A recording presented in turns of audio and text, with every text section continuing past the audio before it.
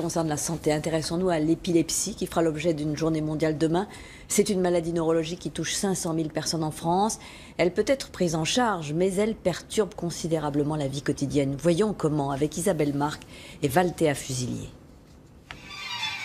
Justine aime la musique et pratique la boxe. Épileptique depuis l'âge de 15 ans, elle prend aujourd'hui des médicaments qui la stabilisent. Mais il lui a fallu attendre 15 ans pour mettre un nom sur ses crises, des absences à répétition. C'est une copine qui connaissait un peu les symptômes et qui m'a dit « tu dois être épileptique ». Au hasard d'un cours de sport. Chaque médecin que j'ai interrogé, on ne m'a jamais prononcé le mot épilepsie. Comment on a pu passer à côté de ça pendant 15 ans ? L'épilepsie est un trouble cérébral plus ou moins violent qui affecte le comportement à tous les âges.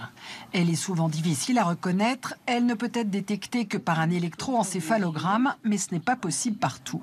L'électroencéphalogramme, on a du mal à l'obtenir maintenant. Il est pratiqué surtout à l'hôpital et pas dans tous les hôpitaux. Et c'est un problème pour justement diagnostiquer l'épilepsie. La conséquence, c'est qu'il y a plein d'épileptiques qui ne sont pas suivis et surtout qui ne sont pas diagnostiqués avec comme conséquence des chutes, des confusions, des troubles du comportement parfois importants qui ont une origine épileptique. Une fois pris en charge, un épileptique peut vivre comme les autres, mais il n'est pas au bout de ses peines. Vincent travaille, fait du VTT et sort avec ses amis. Pourtant, sa maladie reste bien souvent un sujet tabou.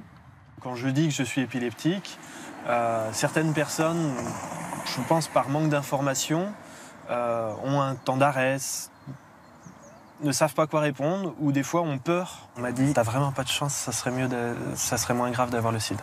Et c'est dommage qu'on en soit encore là au XXIe siècle.